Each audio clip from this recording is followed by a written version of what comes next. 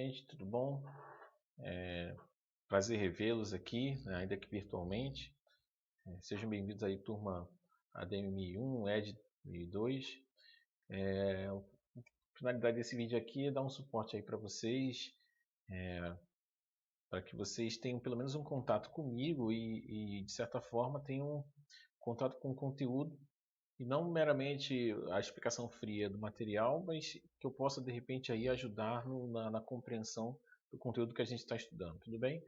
Eu vou fazer da seguinte forma, eu vou voltar ao conteúdo inicial. A nossa última aula foi sobre função da linguagem, né, as funções da linguagem, e eu vou retomar daqui de certa forma assim rápida.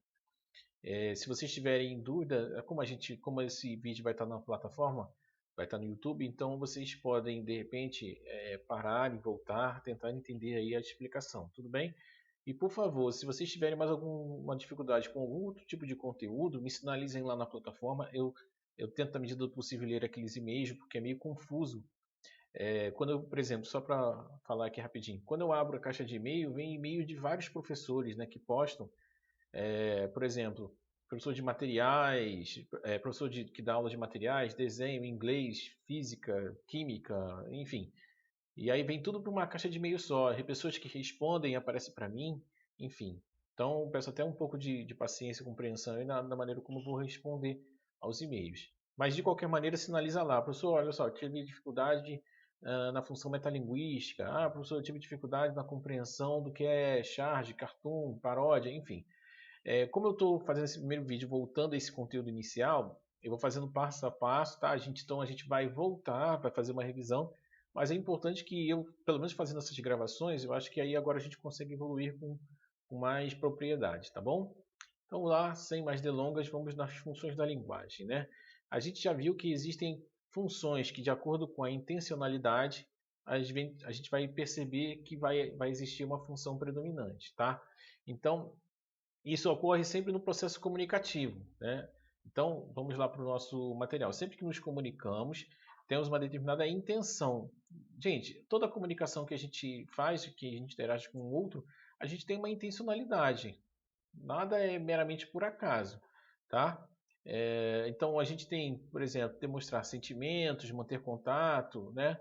Emocionar, convencer, enfim, dependendo da intenção que eu tenho esses objetivos em mente, tá? Então, função emotiva ou expressiva, primeiro das funções, está focado no emissor, né? Então, como está dizendo aqui, eu dei o bizuzinho lá no quadro para vocês, né? Lá no nosso último encontro, a função eu motiva, por quê? Porque eu vou usar a primeira pessoa do discurso, vou falar de mim, falar dos meus sentimentos, as minhas sensações, minhas impressões, meu ponto de vista, enfim. Então, tá aqui, né? Sentimentos, estados de espírito, opiniões. Não confunda emotivo por só ter emoção.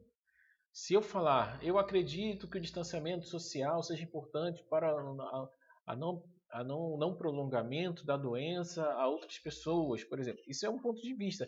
É o eu falando aí, a primeira pessoa do discurso. Então não tem nada de emotivo, mas sim que eu estou me posicionando, tá? Então eu vou encontrar em poemas, em cartas, né? Cartas em que vou relatar uma situação que eu vivencio, né? Enfim, alguma coisa que eu vi, né? Os diários, né? Os diários pessoais, se é que a gente ainda escreve isso, né? Se alguém usa isso, mas enfim. Então são tipos de texto que a gente encontra na primeira pessoa do discurso, tá? Saindo do eu, indo para o tu, a segunda pessoa, para com quem se fala. Só voltando aqui rapidinho, eu mostrei para vocês que numa comunicação eu tenho emissor, eu tenho receptor, né? Então, aqui está o eu, aqui está o tu ou você, né? Segunda ou terceira pessoa, né? O ele. Então, nesse processo comunicativo é que eu vou ter, né? Eu vou estar enviando uma mensagem para o receptor e esse receptor vai mandar uma outra mensagem.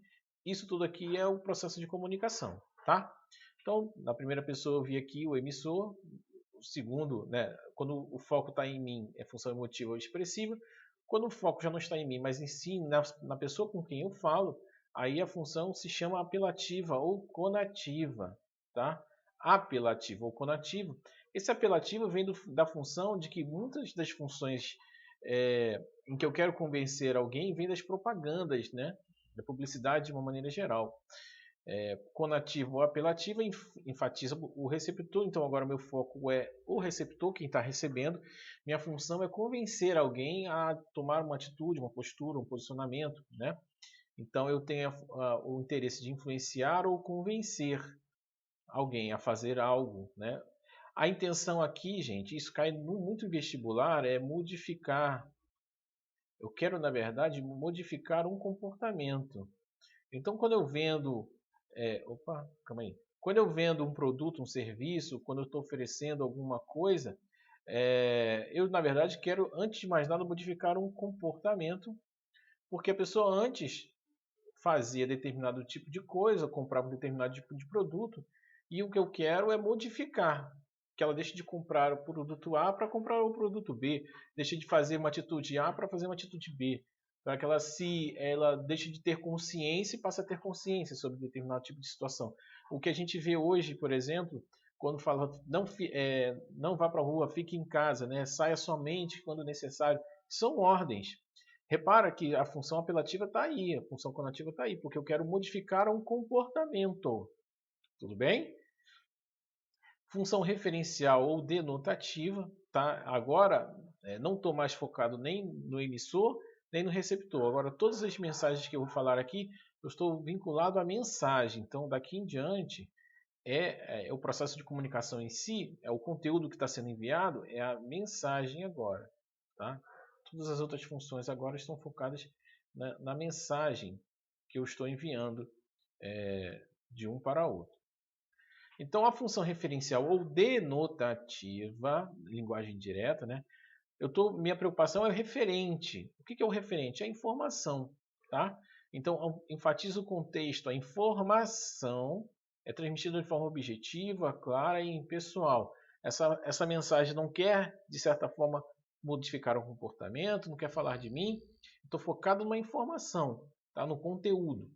Então, textos jornalísticos, teses, artigos científicos, o livro didático de vocês, esse material, o qual eu estou utilizando aqui, tem um referente, é passar conhecimento, passar informação, conteúdo. Tudo bem? Então, nosso próximo slide, a gente vai continuar estudando aqui as outras funções. De novo, aqui meu objetivo agora é a mensagem. Tá? Tudo bem? Então, não quero falar de mim, não quero convencer ninguém, não quero passar uma informação. Agora, meu objetivo é trabalhar o código. O código, no caso, é a língua portuguesa, tá? Nosso código de comunicação é a língua portuguesa.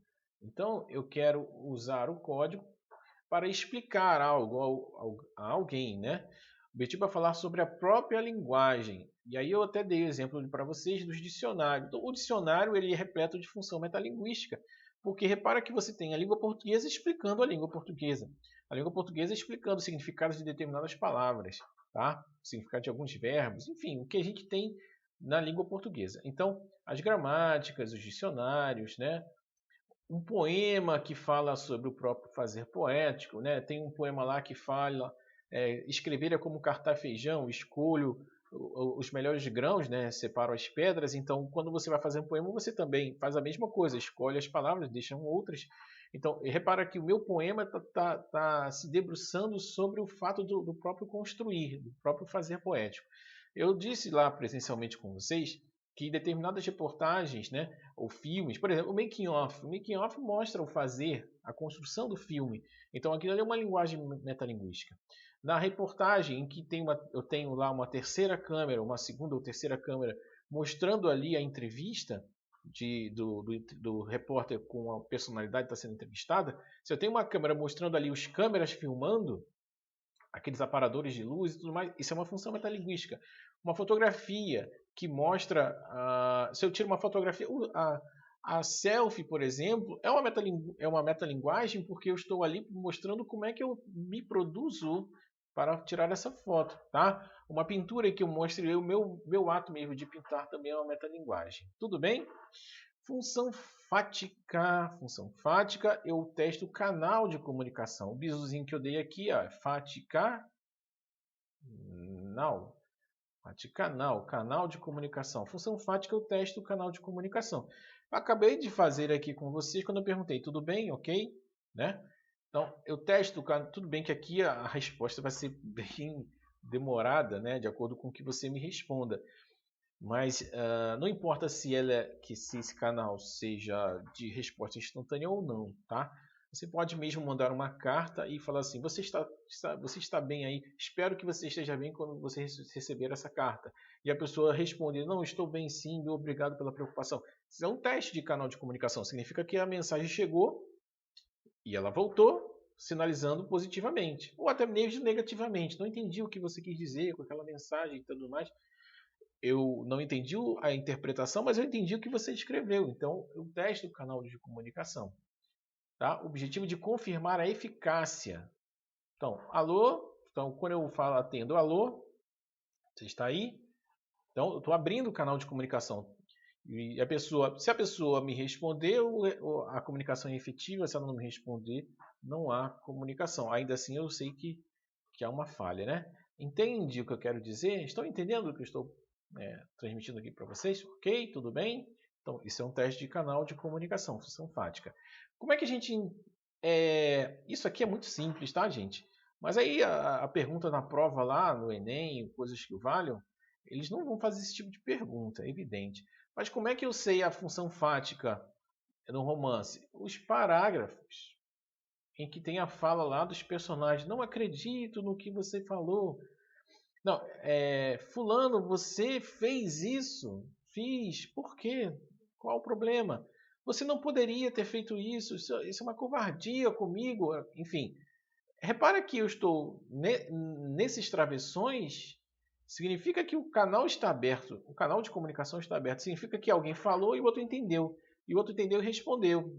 E pela resposta o outro entendeu e respondeu de novo. Enfim, é esse processo comunicativo. O teste de canal de comunicação é a marcação no texto, no discurso, é por travessões ou as aspas, que também demonstram que existe uma fala de personagem, tá? Ou de alguém.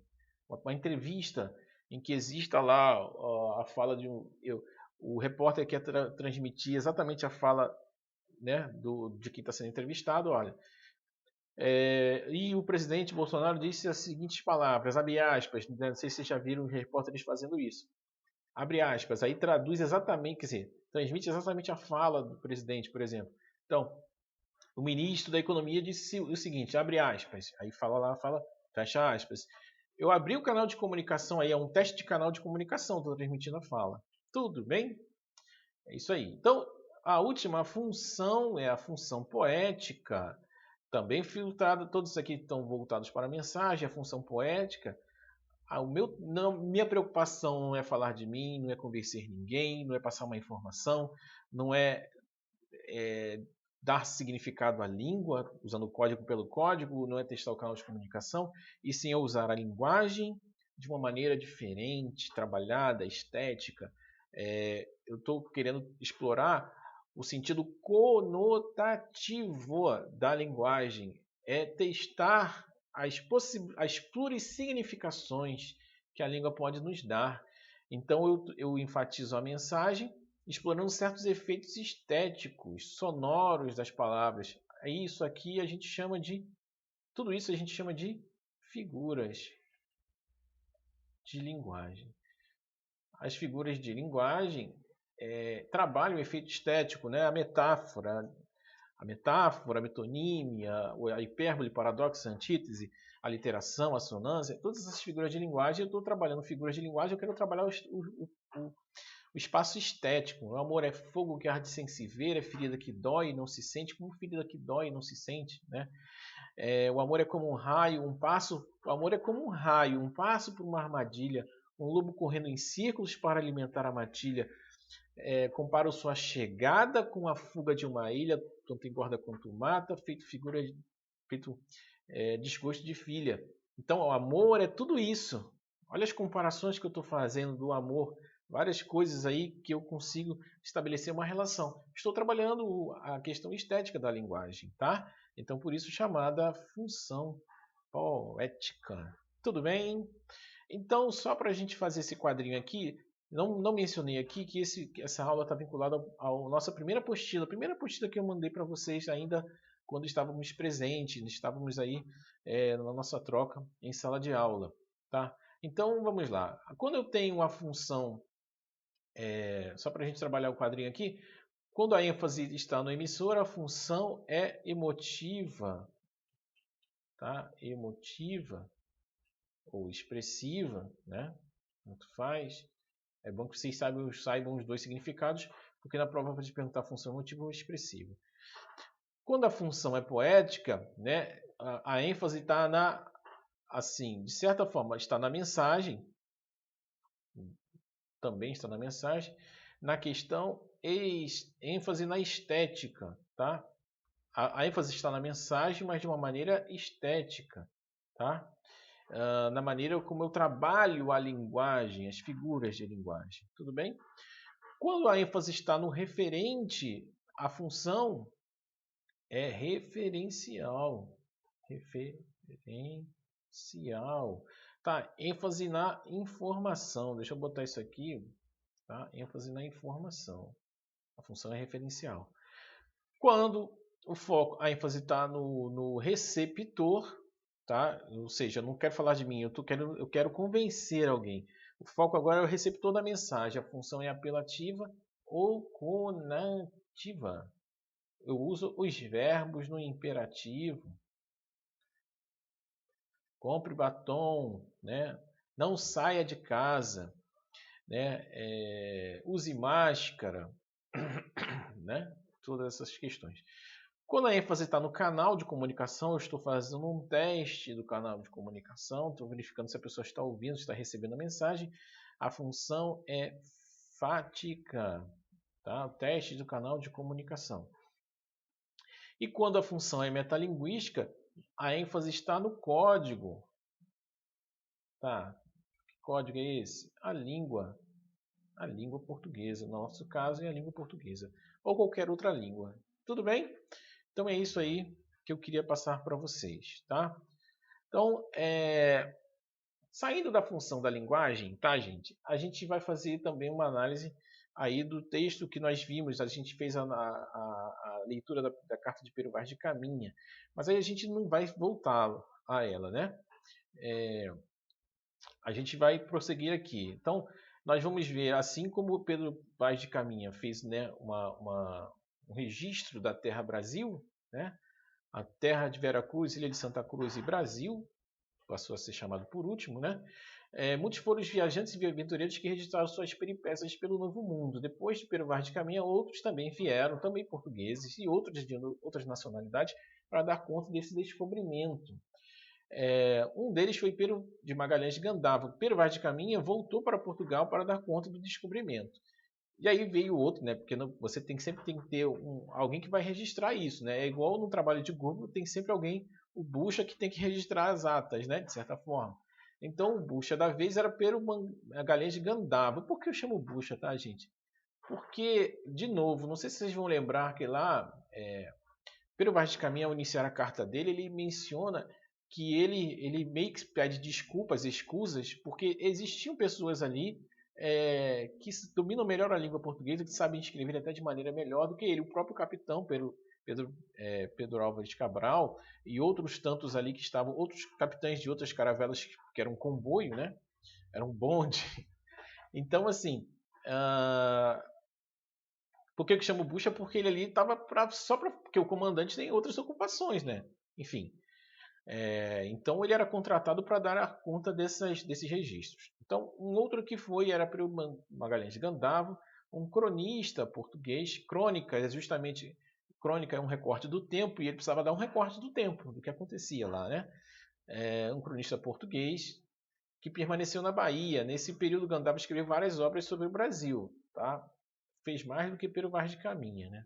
Pero Vaz de Caminha estava interessado nas Índias, gente. Enfim, vamos lá. O fragmento a seguir pertence ao Tratado da Terra do Brasil, aí já a época já chamava-se Brasil. A importância desse texto provém da observação e do registro que o cronista faz da língua e da cultura. Ele tem esse mesmo espanto que Pero Vaz de Caminha, né? A maneira como existia a comunicação, né? No caso era o Tupi-Guarani. E acho curiosa a forma como ele se comunicava. Aquelas mesmas questões, né? Não tinha um F, não tinha um R, não tinha um L. Tinha essa observação muito interessante. Como é que pode alguém ir lá com isso, né? Prestar atenção nisso? Mas, enfim. A língua e cultura indígena, pois, evidenciam a visão fantasiosa e depreciativa do europeu em relação aos povos nativos, muito comum naquela época. Né? Já existia, né, nos países europeus, que também testavam, né, as grandes navegações, que existia essa visão fantasiosa e depreciativa, né, depreciativa do português, porque sabiam, né, gente, que eles iam lá só para explorar, né, em qualquer terra que fosse. Então vamos dar seguimento aqui. Da condição de costume dos índios, gente, esses erros são do próprio material, tá? Da condição, não é minha, e costumes dos índios da terra. Não se pode numerar nem compreender a multidão de bárbaro gentio que semeou a natureza por toda esta terra do Brasil. Bárbaro gentio é o português, no caso, tá? Só para... Porque ele está sendo bárbaro, né? Porque ninguém pode, por o sertão dentro, caminhar seguro. Nem passar por terra onde não ache povoações de índios armados contra todas as nações humanas. Então ele está vendo que, na verdade, eles estão armados porque eles tinham lá flechas e tudo mais, arcos. Era um objetivo de caça, primeiramente. Mas é evidente que eles tinham armamento porque eles lutavam com outras tribos, né? Essa questão de dominação de território vem muito antes. Isso vem da necessidade humana de ocupar, né?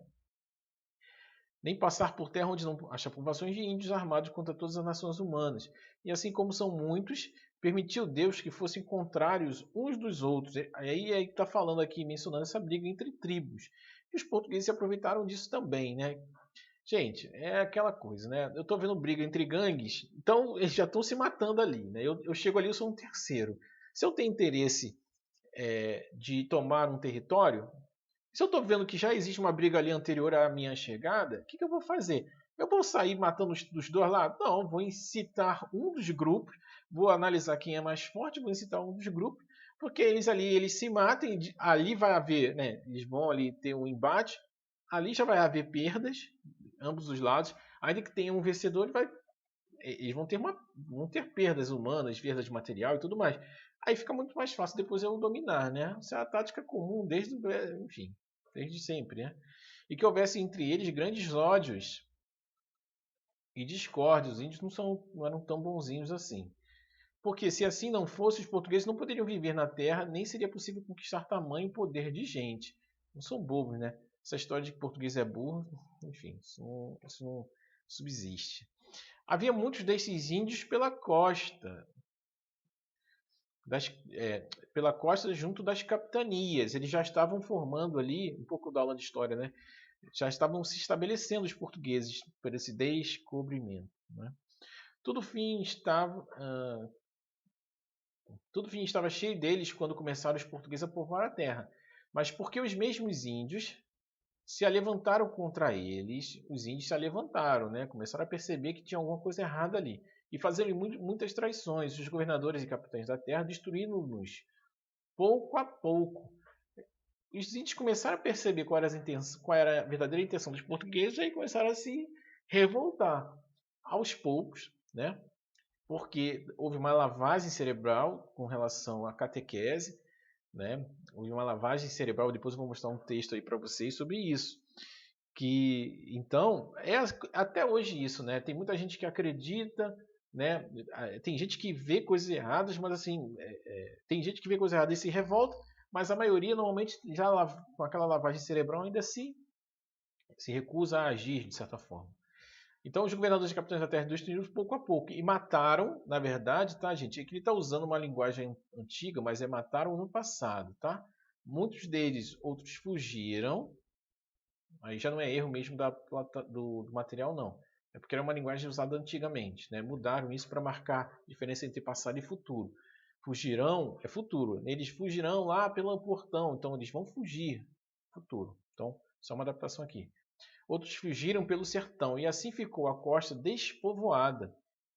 né, exatamente onde chegam os navios de gentio, né, de gente natural, os índios, ao longo das capitanias, ou seja, ficou mais fácil para ele. Junto delas ficaram alguns índios, destes nas aldeias, que são de paz e amigos dos portugueses. Então sempre tinha aqueles ali que era de paz e amor, não queria guerra, não queria conflito e estavam ali. Repare, isso é um relato de Magalhães de Gandava sobre essa situação que foi ficando mais tensa, tá? Ao longo da permanência dos portugueses nessa costa. A língua deste gentio toda pela costa é uma, carece de 3 letras. Olha a mesma observação de Pero Vaz de Caminha. A mesma observação. Convém saber, não se acha nela nem F, nem L, nem R, coisa digna de espanto, porque assim não tem fé, não tem lei, não tem. Olha que linha de raciocínio, Jesus Cristo. Mas vamos lá. Era a maneira como eles enxergavam. Quer dizer, na maneira que eles justificavam o porquê dos portugueses terem que dominar os índios. Lembra daquela história que eu falei? É um povo que tem a cruz nas velas, né? Para expandir. É um povo escolhido por Deus para expandir a fé cristã. E aí, qual é a justificativa que eu dou para ampliar e para, né, espalhar a fé cristã? Eu vou buscar alguma desculpa. Então, essa é a desculpa. Tá? Isso não tem nada a ver, gente. Isso é fonológico. Tá? Assim como na Espanha, fazendo um comparativo com a atualidade, na Espanha eles não sabem falar coração. Né? Pede para um espanhol, ou argentino, ou peruano, enfim, quem fala em língua espanhola, pede para falar coração. Né? Ou qualquer coisa que termine em OTIO. Não conseguem, porque vou falar coração, coração, coração. O máximo que eles vão conseguir. Porque não é típico, eles não têm AOTIO, não tem essa nasalidade. Então, lá eles não têm OTIO, aqui eles não tinham F, nem L, nem R. Simples assim. E desta maneira vivem sem justiça e desordenadamente. Aqui começa a lavagem cerebral. Estes índios andam nus, sem cobertura alguma. A mesma coisa que fala Pero Vaz de Caminha. Né? Foi uma coisa que assustou a eles. Né? Assim, machos como fêmeas não cobrem parte alguma do seu corpo e trazem descoberto quanto a natureza lhes deu. Vieram como a natureza, né, os trouxe para o mundo. Vivem todos em aldeias, pode haver um em cada uma, 7, 8 casas, em quase são compridas feitas de madeira e de cordoarias. Aí já amplia a visão de Pero Vaz de Caminha nessa parte aqui, que ele já começa a ver, já entra mesmo na povoação e vê como eles vivem. Lembrando que para Pero Vaz de Caminha ele não chega a tanto, né? Ele faz uma observação um pouco mais superficial. E cada uma delas está cheia de gente, de uma parte e de outra, e cada um por si tem sua estância, sua estadia, tá? Estância é estadia. E sua rede armada em que dorme, e assim estão todos juntos uns dos outros por ordem, e pelo meio da casa fica um caminho aberto pelas se servirem. A maneira como os índios vivem é diferente dos portugueses, porque a maneira dos portugueses e franceses e nós hoje, pelo menos boa parte da sociedade, vive em quartos, né? Vivem em cômodos. Dos índios, não. Eles vivem todos juntos em um mesmo ambiente. Então pega aí para vocês, é como se fosse um galpão, vamos lá, supor, né? É como se fosse um galpão em que as pessoas todas estavam juntas, deitadas em redes. Tá? Não tinha essa divisão por quartos, por cômodos. Tá? Então, isso é uma observação que se faz também. Isso já naquela época já se vivia dessa forma. Não adoram coisa alguma. Olha a justificativa aqui, mais uma vez, porque é o povo escolhido para expandir a fé cristã, então eles veem que não adoram coisa alguma, nem tem por si que há na outra vida glória pelos bons. O índio não tem essa compreensão que eles tinham, né? E pena pelos maus, a divisão de céu e inferno. Isso o índio não tem. Todo cuidam que se acaba nesta terra e que as almas perecem com os corpos. É o que acreditam, né? E assim vivem bestialmente. E aí, olha a justificativa mais uma vez, um segundo discurso que justifica a catequização, a dominação do português, a civilização desse povo, porque viviam bestialmente sem ter conta, nem peso, nem medida, viviam de qualquer jeito, sem uma disciplina, sem uma organização, sem uma hierarquia, sem um dogma, sem nada. Tudo bem, gente?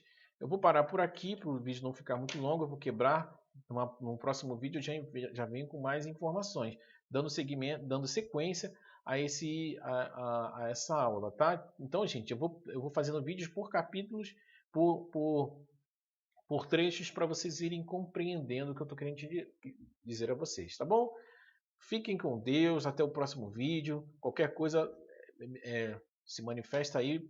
Ah, professor, tive uma dúvida aqui ou ali, e aí me posiciona que eu faço um vídeo explicando. Tudo bem? Abraços, fiquem com Deus.